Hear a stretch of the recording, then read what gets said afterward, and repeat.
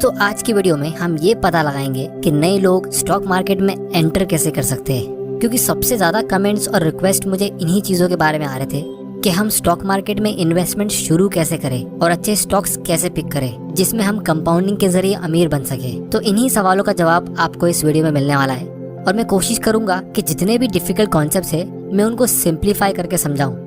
तो इसीलिए आज की वीडियो में मैं स्टेप बाय स्टेप गाइड करने वाला हूँ कि आपको स्टॉक मार्केट में अपनी इन्वेस्टिंग की शुरुआत कैसे करनी चाहिए। और मैं कुछ चीजें ऐसी भी बताऊंगा जो आज मैं सोचता हूँ कि काश किसी ने मुझे बता दी होती जब मैंने अपनी इन्वेस्टिंग की शुरुआत की थी, तो मेरी जर्नी काफी आसान होती। तो चलिए शुरू करते हैं। तो दोस्तों, सबसे पहले आप लोगों को मैं बता दूं कि स्टॉक मार्केट और इन्वेस्टिंग जितना कॉम्प्लिकेटेड दूर से लगता है, ये उतना डिफिकल्ट है नहीं। और अगर आपने मेरे कुछ वीडियोस देखे तो आपको इसका आइडिया मिल ही गया होगा।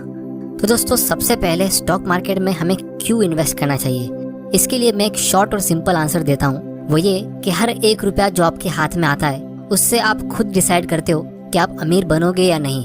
क्योंकि जब आप वो पैसों को कोई फालतू जगह खर्च कर देते हो तो वो आपके हाथ से हमेशा के लिए चला जाता है। लेकिन जब आप वही पैसे को अच्छी रिसर्च करके कोई अच्छी जगह इन्वेस्ट करते हो तो वो लाइफ टाइम आपके लिए काम करता है, यानी वो हमेशा के लिए आपका गुलाम बन जाता है।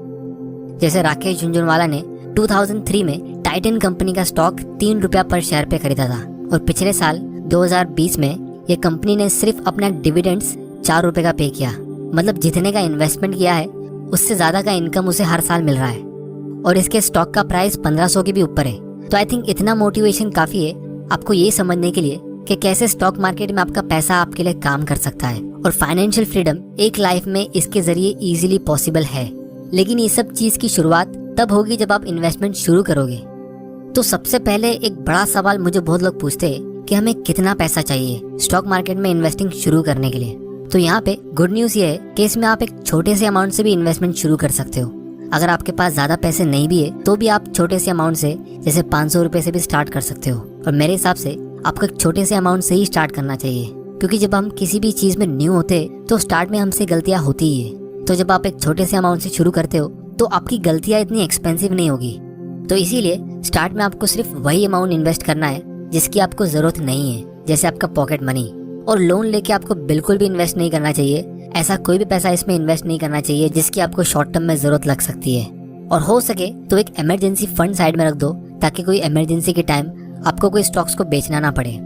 फिर उसके बाद हम ये समझने की कोशिश करते हैं कि हम किसी स्टॉक को पिक कैसे करें और उसकी रिसर्च कैसे की जाए। तो दोस्तों, अगर ये वीडियो मैंने कुछ सालों पहले बनाया होता तो मुझे आप लोगों के सामने बहुत सारे कैलकुलेशंस करने पड़ते एक सिंपल सा रेशियो निकालने के लिए, और बहुत सारी अलग अलग वेबसाइट्स पे जाना पड़ता है एक स्टॉक की इन्फॉर्मेशन ढूंढने के लिए।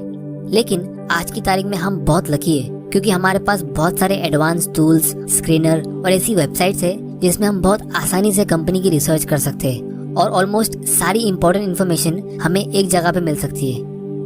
तो यहाँ पे मैं टिकर टेप यूज कर रहा हूँ क्योंकि इसमें बहुत सारी इन्फॉर्मेशन आपको एक ही जगह मिल जाएगी। इसकी लिंक मैं नीचे डिस्क्रिप्शन में डाल देता हूँ। और अब वेबसाइट ओपन करने के बाद मैं यहाँ पे स्क्रीनर पे क्लिक कर रहा हूँ। अब ये हमें ऑलमोस्ट 4000 कंपनी शो कर रहा है जो इंडियन स्टॉक मार्केट में लिस्टेड है, और ये मार्केट कैप के साइज से सॉर्ट की गई है। मतलब जो सबसे बड़ी कंपनी है पूरे इंडिया में वो सबसे ऊपर दिख रही है। तो बिगिनर्स के लिए मैं सजेस्ट करूंगा कि आप लार्ज कैप स्टॉक से शुरू करो, मतलब एकदम बड़ी और स्टेबल कंपनी से, क्योंकि उसमें रिस्क कम होता है। इस कॉन्सेप्ट को मैंने डिटेल में अपने पिछले वीडियो में कवर किया है। अगर आपने वीडियो नहीं देखा है तो आप यहाँ पे क्लिक करके उसे देख सकते हो और इसका लिंक भी मैं नीचे डिस्क्रिप्शन में डाल दूंगा। तो इसीलिए आज हम इंडिया की सबसे बड़ी 100 कंपनी से शुरू करते हैं। उसके लिए हमें यहाँ पे स्टॉक यूनिवर्स में जाके निफ्टी 100 सिलेक्ट कर देना है और यहाँ पे अब हमें 100 कंपनीज दिखेगी। अब आपने निफ्टी और सेंसेक्स का नाम तो सुना ही होगा। तो सेंसेक्स में ये ऊपर की 30 कंपनीज आती है और निफ्टी में ये ऊपर की 50 कंपनीज, और ये जो नीचे की 50 कंपनीज है यानी ये लिस्ट में 51 से लेकर 100 तक, ये निफ्टी नेक्स्ट 50 इंडेक्स का हिस्सा है। अब दोस्तों, यहाँ पे हमें एक चीज समझना बहुत जरूरी है कि अगर कोई कंपनी बड़ी है तो जरूरी नहीं है कि वो एक सेफ और एक अच्छा इन्वेस्टमेंट होगा ही। ये चीज हम थोड़ी देर में डिटेल में समझने वाले हैं, क्योंकि कंपनी की स्टेबिलिटी और क्वालिटी के लिए आपको थोड़ा सा कॉमन सेंस यूज करना पड़ेगा और जो इन्फॉर्मेशन आपके पास अवेलेबल है उसे भी। तो अब स्टॉक को पिक करने से पहले हमें एक सेक्टर को पिक करना होगा, जिसमें मेरी पर्सनल सजेशन यही है कि आप साइक्लिकल सेक्टर्स और कैपिटल इंटेंसिव सेक्टर से दूर रहो। साइक्लिकल सेक्टर्स मतलब ऐसी कंपनीज जो अच्छे मार्केट के टाइम बहुत अच्छा करती है लेकिन बुरे मार्केट के टाइम बहुत स्ट्रगल करती है।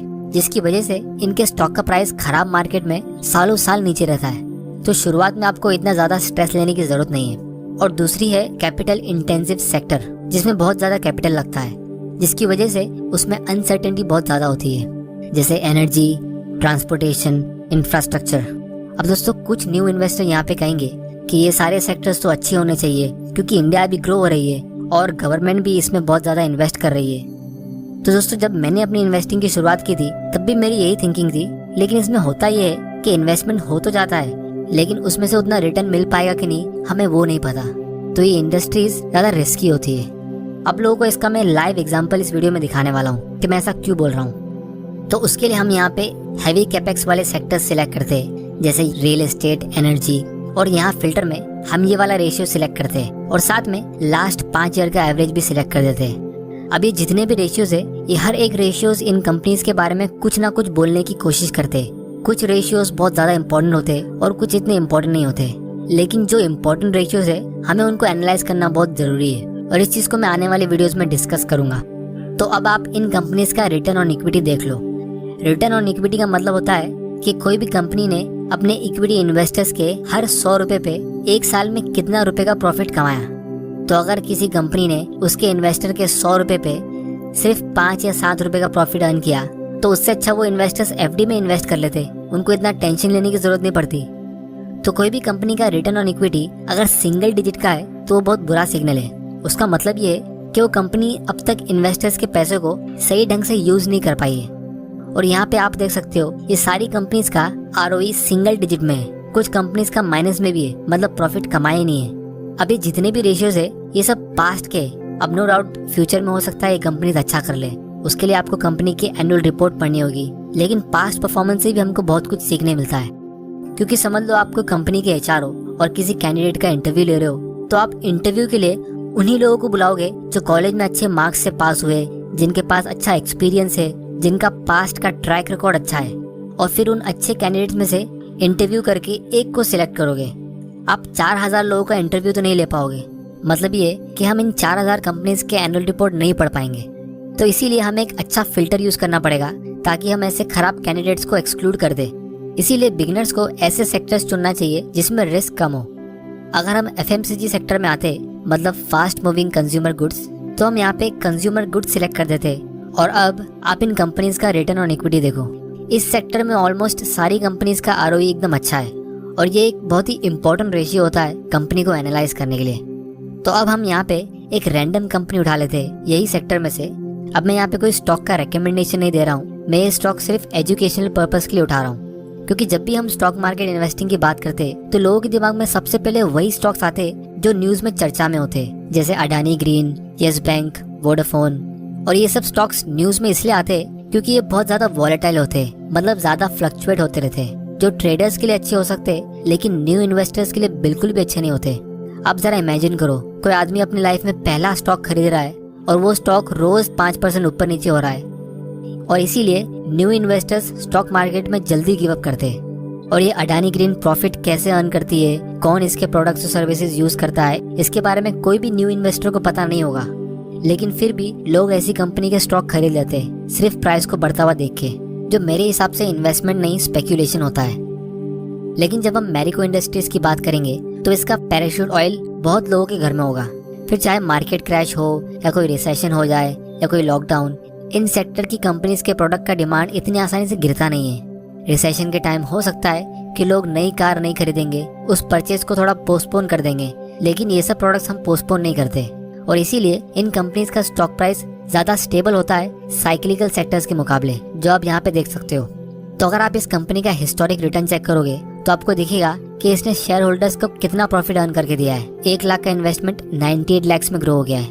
अगर किसी ने रियल एस्टेट में इतना प्रॉफिट अर्न भी किया होगा तो उसको लक की जरूरत लगी होगी, लेकिन स्टॉक मार्केट में ये पूरा स्किल पे डिपेंड करता है। और ऐसे अच्छे स्टॉक्स आप कभी न्यूज में देखोगे भी नहीं, क्योंकि ये स्लोली ग्रो होते कंपाउंडिंग के जरिए। तो दोस्तों फाइनली न्यू इन्वेस्टर्स के लिए मेरा इंपॉर्टेंट मैसेज ये है कि अगर आपको कोई भी स्टॉक में परमानेंट लॉस ऑफ कैपिटल का चांस लग रहा है, मतलब आप कॉन्फिडेंट नहीं हो कि कंपनी फ्यूचर में सरवाइव करेगी भी या नहीं, तो वैसे स्टॉक को आपको अवॉइड करना चाहिए। और ये एक बहुत ही इंपॉर्टेंट एडवाइस है, क्योंकि दोस्तों स्टॉक मार्केट में बिगिनर्स बहुत है लेकिन फिनिशर्स बहुत ही कम है। क्योंकि जब भी कोई नया इन्वेस्टर इस स्टॉक मार्केट की दुनिया में आता है तो वो लोग पहली बॉल में 6 मारने की कोशिश करते हैं और जल्दी आउट होकर चले जाते हैं। इसीलिए हमें ग्लेन मैक्सवेल नहीं बनना है, हमें MS धोनी बनना है। मतलब स्टार्ट में थोड़ा संभल के खेल लेना है, अपना विकेट बचाना है, यानी अपना एंथुजियाज्म और कैपिटल को प्रोटेक्ट करना है। और लास्ट में आपको ज़्यादा मेहनत करने की ज़रूरत नहीं पड़ेगी क्योंकि कंपाउंडिंग आपके लिए बड़े शॉट्स खेलेगा। दोस्तों ये चीज़ आपको कहीं और सुनने नहीं मिलेगी क्योंकि शायद वो लोगों ने खुद अपनी लाइफ में कंपाउंडिंग का मैजिक नहीं देखा होगा। तो उम्मीद करता हूँ आपको इस वीडियो से कुछ ना कुछ सीखने तो मिला होगा। अगर मिला तो इस चैनल को सब्सक्राइब कर लेना और बेल आइकन प्रेस कर देना ताकि आप ऑटोमेटिकली नोटिफाई हो जाओगे जब एक नया वीडियो अपलोड होगा। आने वाले वीडियोस में हम एक स्पेसिफिक स्टॉक को चुन के उसे डिटेल में एनालाइज करेंगे। तो आप मुझे नीचे कमेंट करके सजेस्ट कर सकते हो कि मैं कौन सा स्टॉक या कौन सा सेक्टर पिक करूं। अगर आपको ये वीडियो पसंद आया तो इसे लाइक करो ताकि मुझे पता चल सके कि आप तक वैल्यू पहुंच रही है। नहीं पसंद आया तो डिसलाइक करो। आपका वैल्यूएबल टाइम देने के लिए thank you and good bye.